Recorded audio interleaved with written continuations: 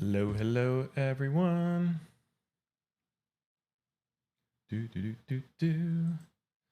Hey, so today we are going to talk about the fact that you can get the Acquisitions Incorporated book free. That one makes me super excited. As you can see, I have the paper copy right there. Paper? Yes, the paper copy. I have the hardback book right there because I love it. I love it for a number of reasons. I've always liked Acq Inc. I've always thought it was amazing, and I was very lucky to work. Hey, how's it going? Good to see you in chat. I have always loved Acq Inc. as just everything that they do, the creativity of it. Chris Perkins, Jeremy Crawford, everybody else who's done DMing there. It's been amazing. Super fun for me. And I was very fortunate to be a part of both Cloud Giant's Bargain, which was an adventure that was given out at a movie theater. Yeah, I had to pinch myself and make sure it's really real.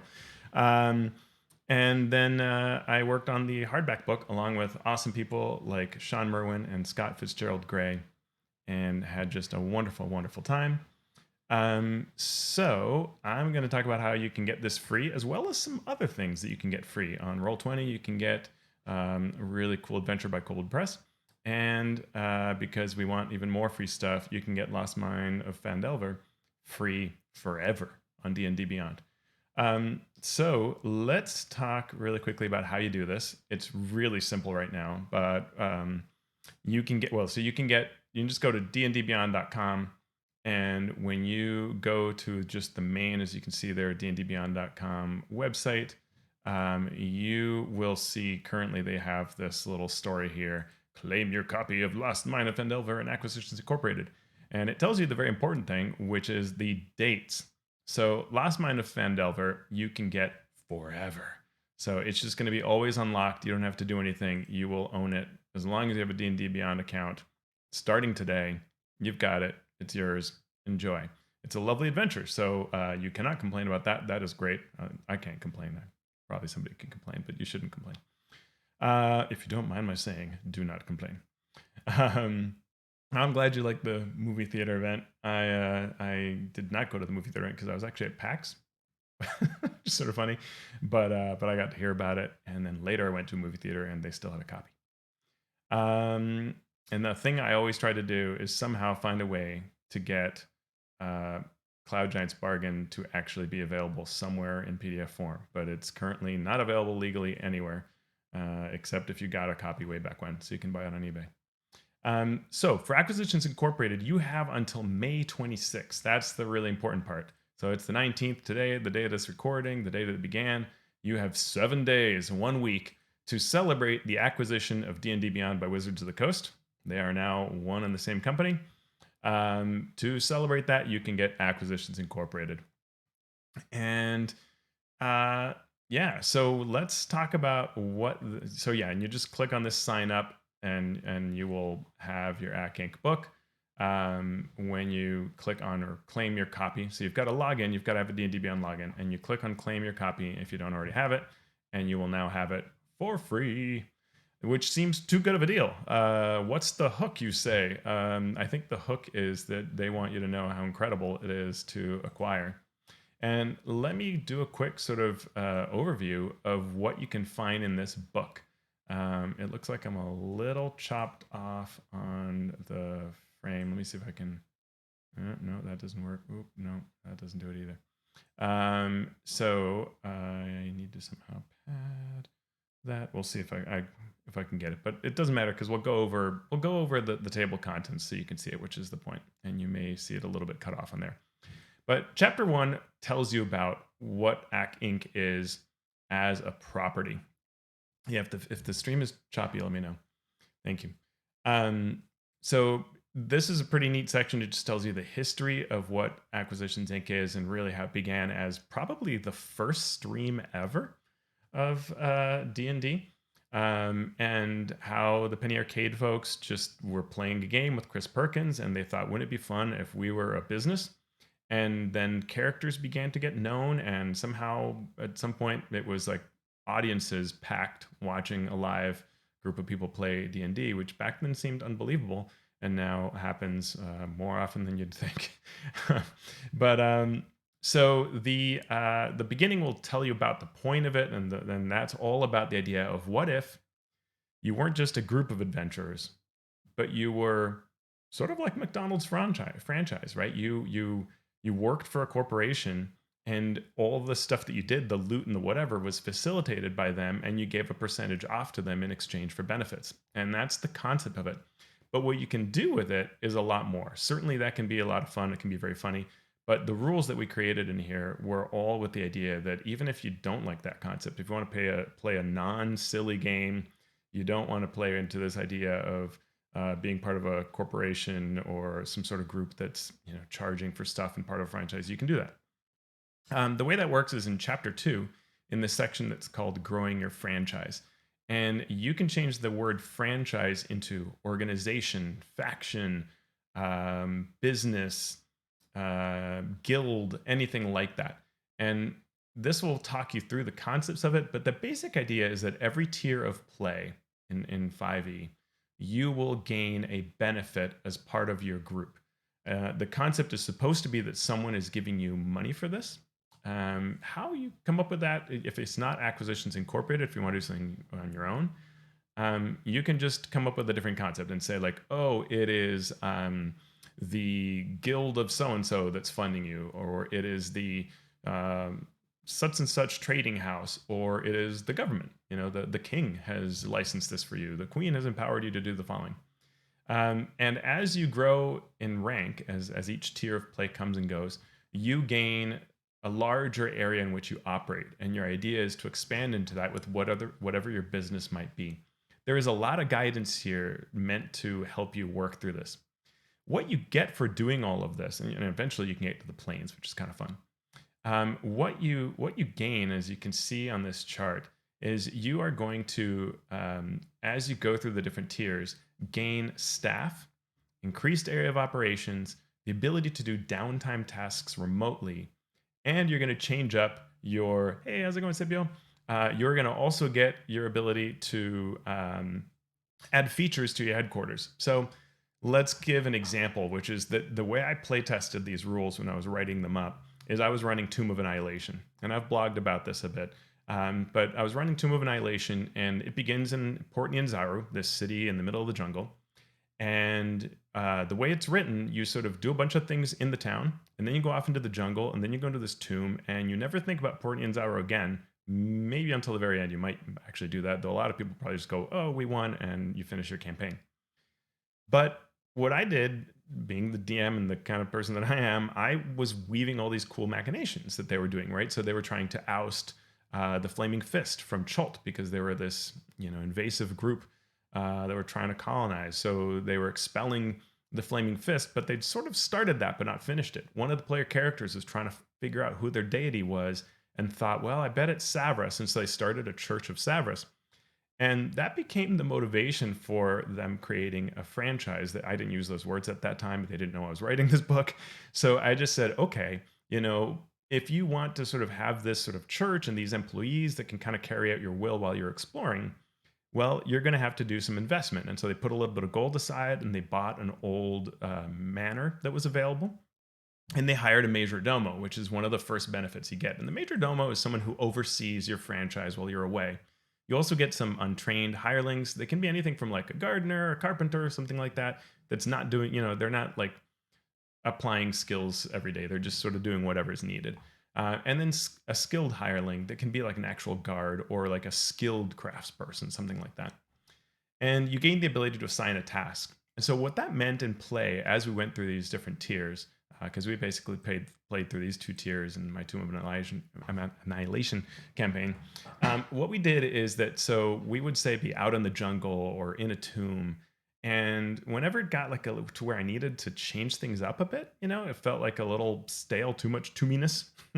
I would say, all right, let's flash back, or let's sort of cut scene to where your hirelings are doing things.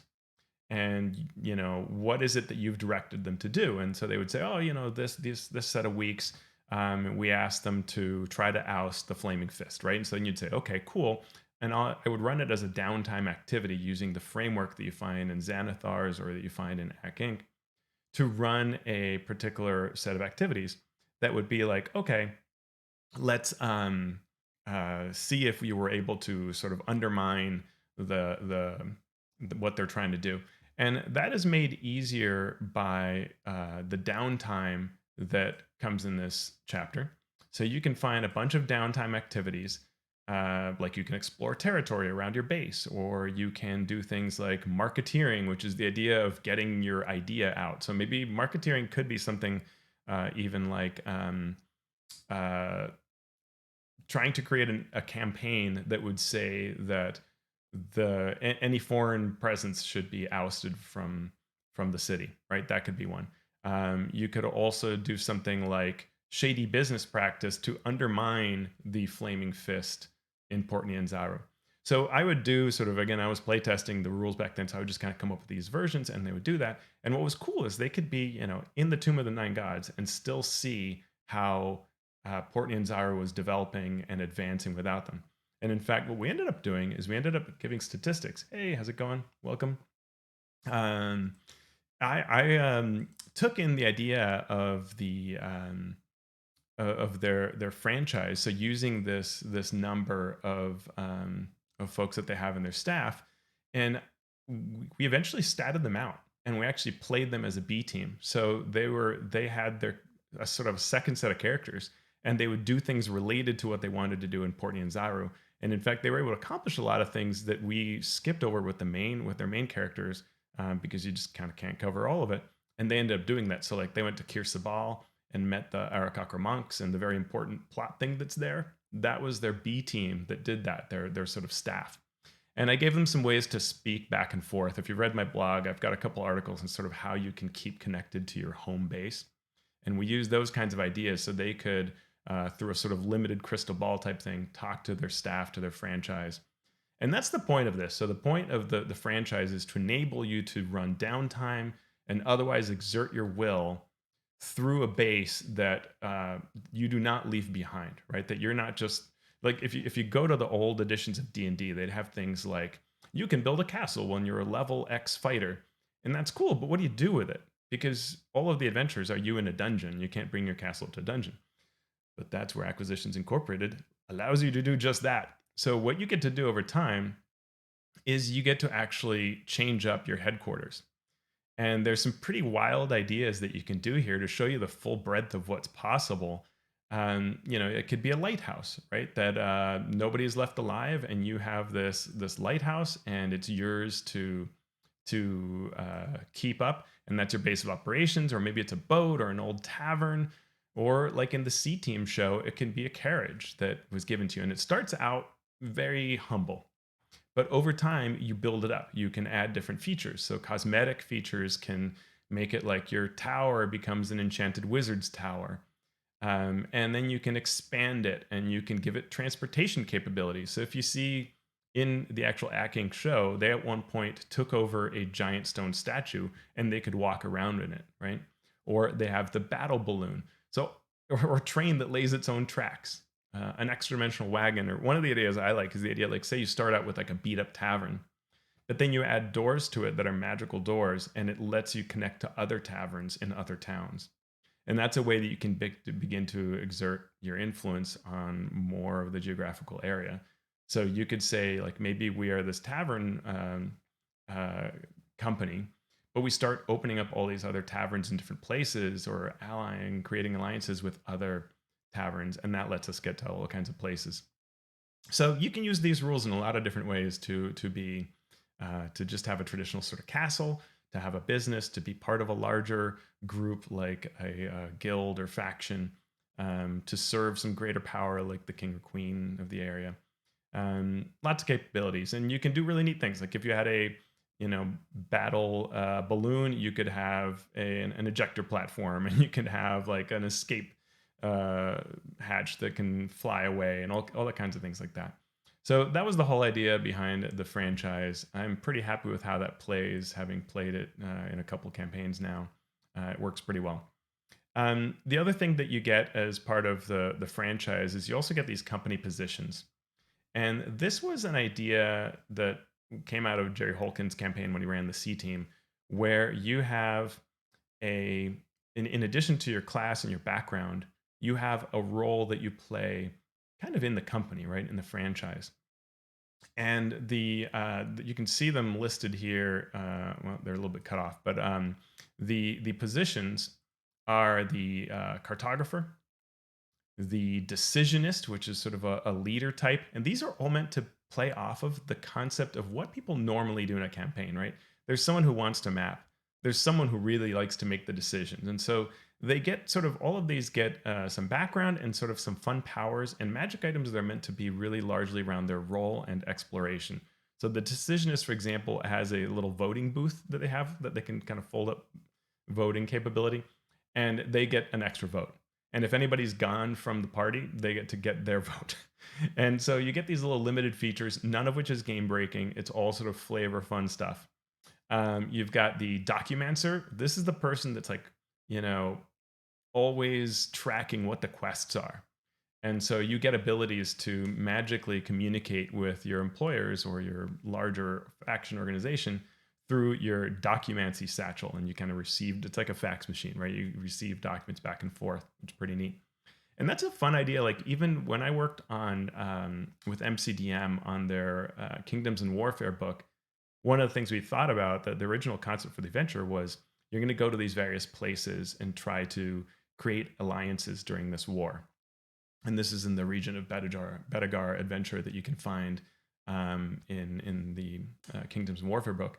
And so we were like, well, but how do you know sort of what's going on? And so we actually created something that wasn't that different from this documenty satchel that they had actually already created in a previous book.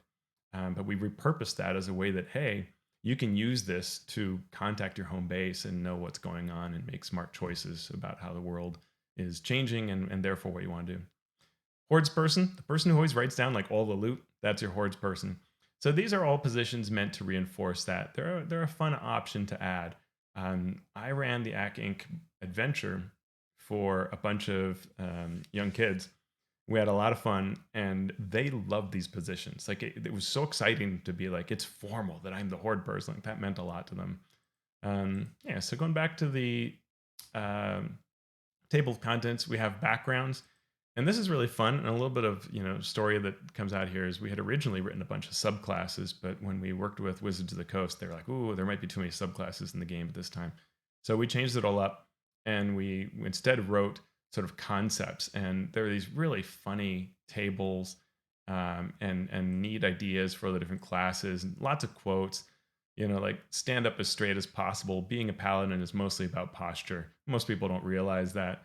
Evil drow slouch, but in this house, we are turgid to the point of discomfort. That's a quote by Donar Blitzen, one of the characters from the C team. There's a lot of things that get you into the concept of an Acq Inc. campaign by sort of making you laugh. And I still crack up reading this, so it's great. A lot of the funny little tables and things like that came from either Sean Merwin or Scott Fitzgerald Gray or the Penny Arcade team because they passed it around the office, the book, in its non-finished form. And all of the team members added funny things to it. So you get some backgrounds, you get advice on all of the different classes, a new race called the Verdun, which changes size over the time that you play, which is kind of fun. Some new spells, and then information on factions, on rivals that are all from the sort of universe of Acq Inc., the storyline of Acq Inc. And then the book has an adventure, and the point of this adventure called the Orrery of the Wanderer, and an orrery is sort of there's a picture of it here, but it's basically the idea of sort of something you'd use for like astronomy that has sort of clockwork. It's like on the cover of Mordenkainen's Tome of Foes, right? It kind of rotates around and represents like space planets moving around, and that's what this orrery is doing. It's sort of tracking time and space, and it is itself an artifact. And this is the story of that artifact and what it does, and how enemies of Acq Inc. are trying to use it to do something very terrible. But what this adventure also was a way for us to show everyone, hey, here's how you can use these franchise rules. So, and these downtime rules and all of that. So it's a really good way for DMs to see what you can do with this. And so it starts out with the story of how they're sort of in the wrong place at the right time, and they get hired to go and do this deed that theoretically should be for much higher level characters, but they can get lucky and make it through. Um, and the first three chapters were written by Sean Merriman. That was the whole plot was a team effort where we worked with Penny Arcade and Scott Fitzgerald Gray. We all were working together to come up with the concept of the adventure. There are a lot of things that I like. Episode 3 has some really neat scenes in the lighthouse that are just super super fun. Um, and the lighthouse has just all kinds of neat encounters. The battle at the end is really fun. And one of the things that are neat, like in fact, if I go back to the previous chapter, chapter 2, you get to go to Phandelver. So it's kind of neat that Lost Mines in Phandelver, you can run that, and then you can play this adventure and see what happens years later in the same town. And the former Red Brands um, base had been an Acquisitions Incorporated franchise, but is falling into, hey, WebDM, very kind of you. So in the adventure, you get to see what happened to Tressendar Manor years later. And in this adventure, you have some really fun things. But what I like that Sean did here is he took the approach towards NPCs. Oh no, you're the best. But thank you. I love the show that the podcast that WebDM is doing. Check it out. It's really very good. Well, it's a stream interview show, and it's really a lot of fun. So in this piece, this is sort of exemplary of what I'm talking about, where Sean said, "What can we do with NPCs?" And he creates this scene where bugbears are sort of beating up, bullying these lizard folk into doing things for them. And the way it's set up really encourages the party to think about, well, what do we want to do here? Do we want to fight one side or the other? Do we want to strong arm them into all working with us or for us? And that all ends up happening in a lot of times when I hear about people who've run this adventure. They end up having a lot of fun because of that kind of involvement. And all of this adventure is just full of NPCs that probably half the time your party will actually want to work with and employ. And the same thing happened when I was running middle school kids through this adventure. They just kept hiring everybody, and that made me very happy. I won't do too much more on the adventure, but I do have to point out that there are a couple of neat things. Like there are some really wild portals that take place when you invade Drawn Enterprise, a rival organization, and you go into some really fun scenes that I'm very happy about with how they came out and how they play. The adventure is full of Easter eggs, so you can think about why all the boats are called what they're called, and other sillinesses that ended up in the adventure. There are some great NPCs. I mean, look at that. That's what you want a mind flayer to do, right? To be to have their tentacles turned into twirled mustachios. So that's a lot of fun. And even perhaps even more fun than the portals where you go into all these different scenes, there's a battle in the skies that is followed by a trip to Horn Enclave. And if you happen to watch Acquisitions Incorporated episodes, they come here in a very bizarre set of circumstances. And we got to go back and you do a heist where you try to rob the vault, but it's in the middle of a wedding. And if you like role playing, and even if your group needs a way to learn how to like role playing, this can be a lot of fun. And with these middle school kids, I thought, oh, this is too much. There's no way they're going to do this. And I explained the premise to them, and they loved it. And they did a great job of becoming. There's a reason why you sort of become members of the wedding party, and boy, did they have fun with that. The adventure ends with some very epic showdowns. You get to go to the Dranen Quarter, which is a tavern that's featured on the C team a lot. And I'm very proud of what I did in the kitchen here. There's a sort of scary kitchen that ends up being a ton of fun. You get to be a tiny person running away from a cat. A lot of good things like that. And at the end, you do things like, oh, I don't know, help a deep crow try to find a mate, and some other really silly things. And I should say it at the end of every chapter, downtime happens, and your franchise happens, right? You see how your franchise profits, how your business goes up or down, and to go to the next chapter, you sort of need to run various activities, and so there's advice here on how to do that, and at the end of every chapter. And that was one of the things we did to so that the adventure will teach you how to do this. So again, that's all free. Oh, you also get monsters. I mean, who doesn't want a clockwork dragon or a deep crow that is really very, very hard? That comes out of the Penny Arcade comic. And I mean, a keg robot, that's fantastic. I think I might have written this one, though it could have been Sean, I forget. But the keg robot is a lot of fun. You can load it up with various liquids and do things with it. And then we also wrote up some rules that are kind of neat where you can make any monster a member of a faction by giving them certain abilities. And that's a concept that you can usually take and reskin for your game. You know, choose a group, give them this sort of concept of being like the Silver Sliver, and then you will, you know, assign these types of powers to the monsters so that they have cool capabilities to represent that group. And as your players see them, they go like, oh, he's a member of, you know, or she's a member of this group. That's awesome. We also have some vehicles like a battle balloon and the mechanical beholder, which is a lot of fun to use in your game. So yeah, so that's great. So that's how through D&D Beyond, thanks D&D Beyond, you can get free Acquisitions Incorporated until the 26th. You have 1 week. You can get free Lost Mine of Phandelver forever. And then the other thing is, if you go to Roll20, I do not know how long this lasts, but you can get, to celebrate their 10 years, you can get this Dwarven Barracks adventure. And to do it, you have to, am I no longer signed in? Did I get logged out? I thought I was in. It sure looks like I'm logged in. Oh, that's the wrong button. I am there. Claim a $0 D&D adventure.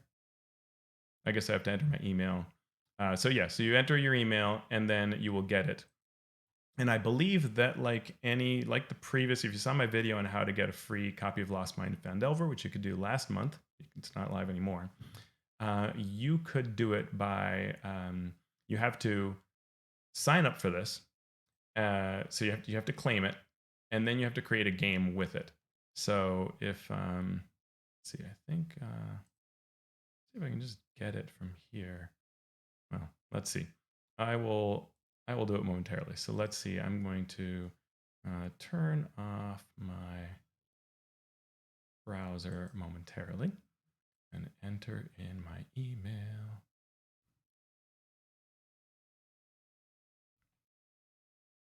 And yeah, so now I'll turn it back on so you can see that again. So you can see it says, you know, thanks for doing that. Now you can claim your free module. You hit claim. And then what you want to do is create a game. I don't know that this works like the other one, but the other one, if you didn't create a game, you would not get it free. So to get it free, must create the game. But they've made it easy this time. And you can say, you know, my, what is this? Dwarven Barracks, or Lost Scarlet, yeah, Dwarven Barracks demo.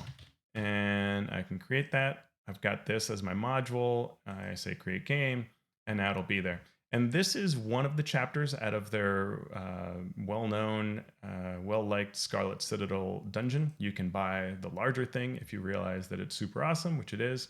I've looked at this before. I use this account just to share online. This is really fun, the way this has been implemented. I'm not going to go over all of it. We're going to end soon, but you can see here that this really walks you through all of your, I hope my audio is not on.